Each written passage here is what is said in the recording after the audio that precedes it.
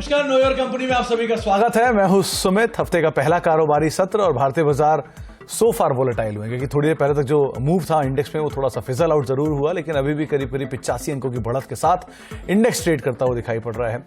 84 अंक ऊपर निफ्टी है। 18,430 का मौजूदा स्तर यहां पर देखने को मिल रहा है। मिड कैप में बाइंग है, स्मॉल कैप में बाइंग है, लेकिन जो बाइंग है वो थोड़ी सी कम जरूर होते हुए दिखाई पड़ी है।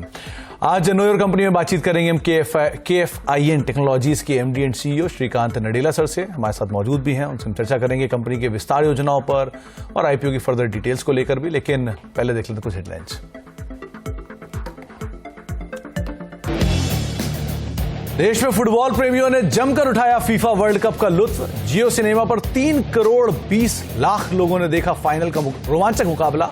11 करोड़ से ज्यादा दर्शकों ने जियो सिनेमा और स्पोर्ट्स 18 पर देखे फीफा वर्ल्ड कप के मैचेस। कमजोर शुरुआत के बाद बाजार में बढ़त। 60 अंकों की तेजी के साथ निफ्टी 18,300 के ऊपर। HDFC, रिलायंस, ICICI बैंक भर रहे हैं जोश। निफ्टी बैंक और मिड कैप में भी हल्की तेजी।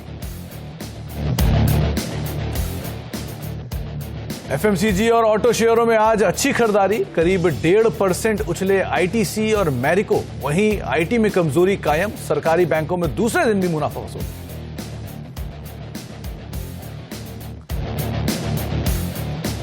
पेट्रोल ब्लेंडिंग में इस्तेमाल होने वाले इथेनॉल पर GST घटने से चीनी शेयरों में बहार। राजश्री, शक्ति, सिंबाओली ई शुगर 20% तक दौड़े। डालमिया भारत, पूनी, धामपुर शुगर में भी 10% का उछाल। UTI AMC में 15% की रफ्तार। खबरों के मुताबिक कंपनी में 4 सरकारी कंपनियों की 45% हिस्सा खरीद सकता है टाटा ग्रुप। मनी कंट्रोल के हवाले से खबर।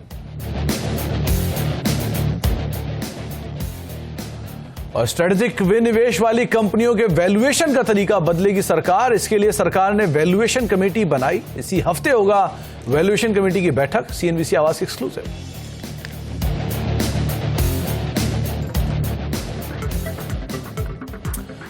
मार्केट्स के ऊपर नजर डाली जाए तो एक बढ़िया मूव इंडेक्स में देखने को मिल रहा है। 18,353 का मौजूदा स्तर है। दिन के ऊपरी स्तरों से जरूर 20 अंक या 30 अंक नीचे हैं, लेकिन फिर भी मार्केट में लोअर लेवल से एक अच्छा मूव आता हुआ दिखाई पड़ा है। इस समय की सबसे बड़ी खबर आपकी स्क्रीन के निचले भाग पर है, जहां पर जियो ने फीफा वर्ल्ड कप व्यूअरशिप के आंकड़े जारी किए हैं और फीफा फाइनल डिजिटल पर सबसे ज्यादा देखा गया है। Global event. अधिक जानकारी के लिए यतिन हमारे साथ मौजूद भी हैं। तो यतिन, इंटरेस्टिंग नंबर और एक्साइटिंग फाइनल, तो उसके हिसाब से और बड़ा नंबर, क्या आंकड़े आपके पास?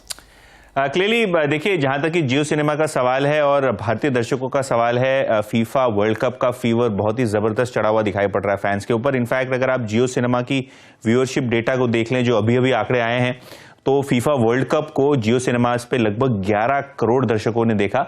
इनफैक्ट जो फीफा वर्ल्ड कप का फाइनल था, उस दिन लगभग 3.25 करोड़ लोगों ने जियो सिनेमास पे ये मैच, जो शानदार मैच आपको देखने को मिला, वो लगभग 3.25 करोड़ लोगों ने देखा।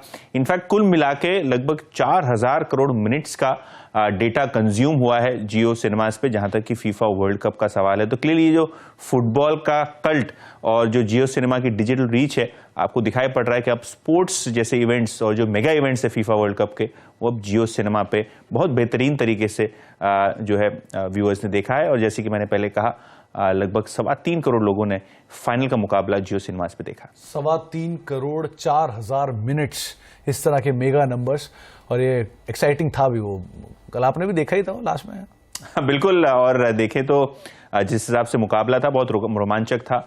पेनल्टी शूटआउट तक ये पूरा मामला गया और बहुत ही ग्लूड इन आपको व्यूअर्स दिखे। और जहां तक कि भारत इंडिया का सवाल है, ऑब्वियसली जियो सिनेमा पे ये स्ट्रीमिंग हो रही थी, और कहीं ना कहीं डिजिटल मीडियम पे, आप मोबाइल फोन हो चाहे आपका स्मार्ट टीवी हो, कहीं ना कहीं बहुत बेहतरीन तरीके से ये पूरा इवेंट आपको इंडिया में दिखाया जियो सिनेमास ने। चलिए, बहुत बहुत शुक्रिया यतिन, सभी नंबर्स क्रंच करने के लिए और हमें बताने के लिए किस तरह के आंकड़े आते हुए दिखाई पड़े। तो सुपर एक्साइटिंग मैच और किस तरह की व्यूअरशिप इसकी रही थी। अब मार्केट्स के ऊपर वापस लौटते हैं। 18,352 का स्तर देखने को मिल रहा है। निफ्टी करीब 1/4% ऊपर अभी कामकाज करते हुए दिखाई पड़ रहे हैं। गाबा सर हमारे साथ बने भी हुए हैं, उनसे भी बातचीत कर लेते हैं। तो गाबा सर, अच्छा मूव है इंडेक्स में लोअर लेवल से, सस्टेनेबल लग रहा है क्या सेकंड हाफ के लिए? डिफिकल्ट है कहना, बिकॉज ये रेंज बाउंड है, रेंज निकालना पड़ेगा। ऑन द अपसाइड जो मैं निफ्टी की बात करता हूँ, तो लगता है जो 18,400 पार करना पड़ेगा, तब कहेंगे चैन की सांस ले सकते हैं। लोअर लेवल्स में जो सपोर्ट है करीब वो 18,250 ये पार करना पड़ेगा। दोनों में से जब रेंज से बाहर निकलेगा तब एक ट्रेंड उभर कर आएगा, तब तक बेस्ट अवॉइडेड, कुछ खास नहीं है। निफ्टी बैंक में देखा जाए तो बहुत जरूरी रेसिस्टेंस है स्ट्रॉन्ग 43,500, वो पार करना जरूरी है। जब तक वो पार नहीं करता तब तक डिफिकल्ट जोन है। ओके, कोई स्टॉक जहां पर नजर है आपकी? ये HDFC AMC अच्छा लगता है मुझे, यहाँ पर एक तेजी मिलनी चाहिए। ट्रेड कर 2283, शायद 2322 तक देखने को मिल सकता है स्टॉक, होगा 2260 का HDFC AMC। HDFC AMC in fact day high पे ऑलरेडी कामकाज कर रहा है, 2% की यहाँ पर तेजी देखी जा रही है। 2283 2284 के स्तरों पर कामकाज हो रहा है। आगे भी हम गावा सर से बातचीत करेंगे, लेकिन अब हमारे साथ एक और खास मेहमान मौजूद हैं। हमारे साथ श्रीकांत नडेला सर मौजूद हैं, MD and CEO KFIN technologies limited के। श्रीकांत सर आज हमारे साथ स्टूडियो में ही मौजूद है, तो श्रीकांत सर से हम बातचीत करेंगे ही, लेकिन पहले आपको कुछ डिटेल जो IPO जो आज से खुल रहा है इसके बारे में बता देते हैं। बेसिक डिटेल्स आपकी स्क्रीन पर आएंगी, जहां पे आज से लेके 21 दिसंबर तक के लिए IPO खुला रहेगा। प्राइस बैंड 347 366 ये प्राइस बैंड तय किया गया है, और इशू साइज करीब 1500 करोड़ रुपए के आसपास का ये इशू साइज रहेगा। फेस वैल्यू रफली 10 के आसपास रहेगी। श्रीकांत सर से इस कंपनी के बारे में और डिटेल लेते हैं। अच्छा श्रीकांत सर, वो बातचीत उठी थी तो पहले फुटबॉल की, तो वहीं से शुरुआत कर लेते हैं। देखा आपने मैच कल? आधा मैच ही देख पाया सुमित जी। फ्लाइट था CNBC TV स्टूडियो में आने के लिए, बट काफी रोमांचक था। आके हाइलाइट्स तो आई वॉच्ड। तो वही टीम जो आप चाह रहे थे वही जीता? Yes, absolutely. अर्जेंटीना। यस। अच्छा श्रीकांत सर, बहुत सारी चीजें हैं KFIN टेक्नोलॉजीज, तो सबसे पहली चीज जो दिमाग में आती है वो है IT टेक्नोलॉजी, जो एक बेसिक आम आदमी समझता है। तो मैं आपसे ही समझना चाहूंगा कंपनी क्या करती है, क्या डिटेल है, कैसे कामकाज है, कैसे रेवेन्यू स्ट्रीम्स हैं, तो वही आप पहले समझाएं। मैं बहुत बढ़िया, धन्यवाद मुझे मौका देने के लिए सुमित जी। KFIN टेक्नोलॉजीज जो है ये 35 ईयर्स से है हमारे देश में। शेयर ट्रांसफर एजेंट जो सबसे पहले था इंडिया में वो हमारे थे, और हमारे तीन भागे हमारे बिजनेस लाइंस जो है। एक हो गया mutual funds, alternate investment funds, portfolio management services, pensions, private retirement schemes, इन सब का ऑपरेशंस एडमिनिस्टर करना टेक्नोलॉजी की सहमति से। दूसरी बात हो गई हमारी इश्यूअर सॉल्यूशंस, जिसमें हम पूरे कॉर्पोरेट जितने भी है, देश के सबसे बड़ा कंपनी से लेकर शायद सबसे छोटा अनलिस्टेड कंपनी हो, उनका शेयर ट्रांसफर मैनेजमेंट करते हैं हम। और तीसरा हो गया थोड़ा आउटसोर्सिंग काम करते हैं हम, मॉर्गेजेस का काम जो है अमेरिका और यूरोपियन क्लाइंट्स के हिसाब से। और ये जो हमारा काम है बेसिकली लेमैन के हिसाब से देख लीजिए, अगर आप कोई म्यूचुअल फंड्स खरीदेंगे उसका जो अंडरलाइंग प्रोसेसिंग होता है वो हम करते हैं। राइट, आज के तारीख में देश में 59% ऑफ एसेट मैनेजमेंट कंपनीज जो है वो हमारे क्लाइंट्स हैं, और लगभग 300 अल्टरनेट इन्वेस्टमेंट फंड्स भी हम मैनेज करते हैं। और नेशनल पेंशन सिस्टम जो है, जब भी आप कोई NPS सब्सक्राइब करेंगे तो उनका प्रोसेसिंग जो करते हैं उनमें हम एक सेंट्रल रिकॉर्ड कीपिंग एजेंसी के नाम से माना जाते हैं। अच्छा, 2 सवाल मेरे फिर उठ गए। पहला, क्योंकि 44 साल से आप लोग इंडस्ट्री में हैं, तो आपने इवोल्यूशन देखा है फाइनेंशियल मार्केट्स का बेसिकली, क्योंकि इंडियन की जो IPO मार्केट्स हैं या उसके बाद म्यूचुअल फंड के ग्रोथ या फिर प्राइमरी सेकेंडरी हर तरह की मार्केट का इवोल्यूशन आपने देखा है विद टाइम। सो अभी भी पेनिट्रेशन बहुत कम है डिस्पाइट इतना बड़ा इवोल्यूशन। तो गोइंग फॉरवर्ड क्या ग्रोथ देख रहे हैं आप इसमें, और फिर कंपनियों कहां देख रहे हैं? Thank you. हमारा थीम कंपनी का यही है कि भारत का फाइनेंशियलाइजेशन के ऊपर डिपेंड हो। पिछले 30-35 ईयर से हमने जो देखने आए थे, जितने जैसे डीमैट के अकाउंट्स देख लीजिए, पहले कुछ फ्यू हज़ार होते थे, आज के तारीख में 10-11 करोड़ है। म्यूचुअल फंड इन्वेस्टर्स जो है 4 करोड़ के लगभग है, यूनिक इन्वेस्टर्स जो होते हैं, और 12 करोड़ का यूनिक फोलियोज है। अल्टरनेटिव इन्वेस्टमेंट फंड्स तो अभी अभी ग्रो होना शुरू हुआ, पिछले 5 सालों में 50% कैगर के हिसाब से ग्रो हो रहा है। मगर आप देखेंगे कोई भी मेट्रिक आप इंटरनेशनली कंपेयर करेंगे या कोई डेवलपिंग इकोनॉमी से आप कंपेयर करेंगे, आपको ये पता चलेगा कि अभी पेनिट्रेशन जो है काफ़ी अर्ली स्टेज में है। अभी भी hardly 2-3% of the countries population invest in asset classes today. Less than 12% of the GDP is invested in mutual funds today. अभी मनी कंट्रोल का एक समिट हुआ था जिसमें यही डिस्कशन थी कि म्यूचुअल फंड्स अभी जो है 40 ट्रिलियन रुपीज़ है, उसका AUM कैसे 100 ट्रिलियन कराना है 2027 तक। तो हमने जो ये पिछले 35 ईयर से जो देख के आए थे, मगर पिछले 5 साल में जो कैटलिस्ट के हिसाब से बढ़ा है पूरा ये जो इंडस्ट्री है, वन बिकॉज ऑफ पहले जो था first 15 years prior to this was all about e commerce, सबको स्पेंड करना था. अभी पिछले 5-6 सालों से because of technology, because of products and platforms, there is a euphoria created about how to save and invest. And I think basically अभी जो investment और उसका रिटर्न्स और जो आसानियत से जो आप इन्वेस्ट कर सकते हो प्रोडक्ट्स और प्लेटफॉर्म्स हैं, उसके हिसाब से आगे और फाइनेंशियलाइजेशन बढ़ेगा, काफ़ी सारा पेनिट्रेशन बढ़ेगा. अभी T30 से B30 जो हम बोलते हैं बेसिकली स्मॉलर सिटीज़ में ऑलरेडी पेनिट्रेशन पहुंच चुका है.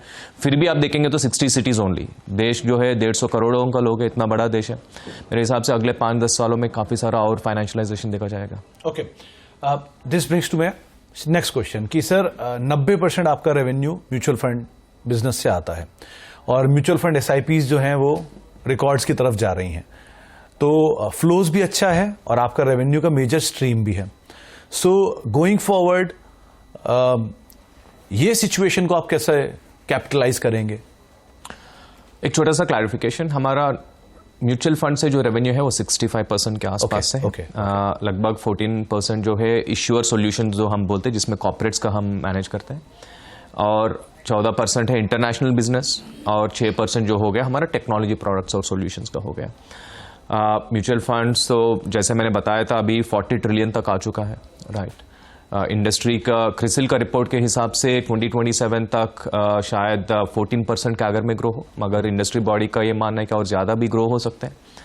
तो ये जो ग्रोथ है वो हमारे लिए अच्छा है ऑब्वियसली, क्योंकि दो ही है इसमें जो प्लेयर्स है, जैसे हमारा लिस्टेड पीयर कैम्स और हम, खाली दो ही पार्टनर है जो करते हैं पूरा एडमिनिस्ट्रेशन ऑफ द इंडस्ट्री. तो दोनों के लिए अच्छा है. और हम जो है कॉन्स्टेंटली जैसे कम्पीट करते होंगे, साल में एक बार कोई नया एसेट मैनेजमेंट कंपनी आओगे तो, मगर बाकी का जो साल है हम साथ में काम करते हैं to push the innovation forward for the industry, right, for the investors and the distributors. तो ये तो हमारे लिए काफ़ी अच्छी बात होगी, और भी पेनिट्रेशन बढ़े, हमारा रेवेन्यूज बढ़ेंगे obviously, but it gives us the confidence that we are doing something for the nation. What we are building is absolutely taking the financialisation to every last investor in the country. अच्छा, IPO पर sir last सवाल, क्योंकि 1500 करोड़ का IPO है, पूरा OFS है I guess, या major कोई एक स्टेक ऑफलोड हो रहा है, तो इसका कुछ डिटेल, कौन कौन इसमें से एग्जिट कर रहा है, या फिर कोई नया पार्टनर गोइंग फॉरवर्ड जो एक्सपेक्ट कर रहे हैं आपकी शायद OFS लाए, कोई स्टेक से लाए? श्योर. हमारा कंपनी का भी देखेंगे तो शेयर जो है 74% हमारा current promoter general Atlantic partners का है. कोटक महिंद्रा बैंक का सब 10% है, और ईसॉप पूल थोड़ा है, और अर्स्टवेल प्रमोटर का एक 14% तक शेयर है. ये जो OFS है वो General Atlantic Partners are selling part of the stake. वो बेचने के बाद भी वो मेजॉरिटी रहेंगे, सबसे शायद 48 to 49% तक स्टेक बचेगा उनका उसके बाद भी. ओके. और ये जो उनका मानना है कि ये कंपनी जिस स्पेस में ऑपरेट करता है वो very important, structurally important space है देश के लिए भी. जैसे ट्रांजैक्शन बढ़ेंगे, AUM बढ़ेगा, ये कंपनी भी बढ़ेगा उसके हिसाब से. तो वो तो लंबी समय तक यहाँ पे रहने वाला है. और जहाँ तक अभी हमारा जो एंकर बुक जो फ्राइडे क्लोज हुआ है वो काफ़ी हमें कॉन्फिडेंस देता है. Most of my clients they have invested as anchors. जैसे 8 म्यूचुअल फंड और 17 स्कीम इन्वेस्ट किए, काफ़ी सारे फॉरेन इंस्टीट्यूशनल इन्वेस्टर्स इन्वेस्ट किए थे जी. अभी तक सुबह आज हमारा इश्यू ओपन हुआ. QIB book also is already subscribed quite well, so we are very excited. वो तो नाम भी मैं देख रहा हूँ, गोल्डमैन सैक्स, Nippon Life, Axis mutual fund, ICICI Prudential, सारे मार्की इन्वेस्टर्स जो हैं वो ऑलरेडी यहाँ पहुँच गए हैं.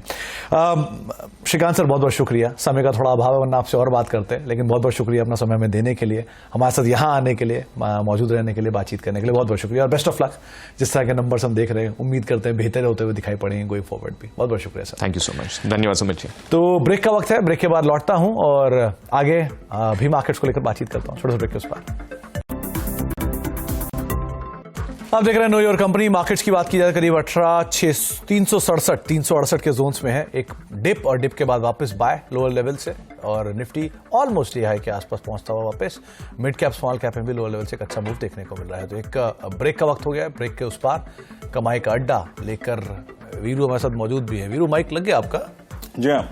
मेहरबानी है कि लग गया मैं। तो क्या लग रहा है, मार्केट डे हाई पर ही बंद होगा आज? देखिए, जैसे कि मैं कुछ देर पहले फ्यूचर एक्सप्रेस में डिस्कस कर रहा था सुमित, ये बाजार निफ्टी 20 डे के नीचे 50 डे के ऊपर है। टेक्निकली ये सबसे टेरिबल जोन होता है ट्रेड करने के लिए। अभी पुट राइटर्स धीरे धीरे कन्विक्शन ले रहे हैं, लेकिन कॉल राइटर्स का कन्विक्शन अभी खत्म नहीं हुआ है। मेरे ख्याल से आखिरी का ये 1 घंटा काफी क्रिटिकल रहेगा। मतलब ये जो पूरी 18,400 450 की ट्रेजेक्ट्री है, ये पूरी की पूरी आपकी 20 डे की ट्रेजेक्ट्री है। इसको पार करेंगे तो ही कन्विक्शन मिलेगा, अदरवाइज नहीं। तो 18,400 18,450 इन जोन्स को जरूर ध्यान रखिएगा। वीरू आ ही गए हैं बॉम्बे, पार भी करवाई देंगे कुछ ही देर में। छोटे से ब्रेक का वक्त है, ब्रेक के बाद लौटते हैं और कमाई का डे की शुरुआत करते हैं।